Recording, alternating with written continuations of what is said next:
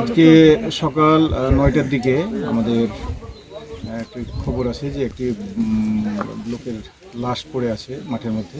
সেই খবরের প্রেক্ষিতে আমাদের থানা পুলিশ সাথে সাথে রেসপন্স করে তারা ঘটনাস্থলে আসে। ঘটনাস্থলে আসার পরে দেখে যে একজন মধ্যবয়সী মানুষের লাশ একটা ওই ক্ষেতের পাশে একটা খাল টাইপের একটা জায়গা আছে, এখানে অল্প পানির মধ্যে, এবং ওইটা শোয়ানো অবস্থায় আছে।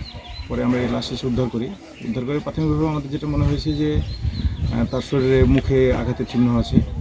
এর পাশাপাশি তার ওই দুই উরুর পাশেও কিছু রক্তের দাগ, বাট ওটা রক্তটা ওখানে কীভাবে গেল এটা আমরা এখন আরও ডিটেল করলে আমরা জানতে পারবো।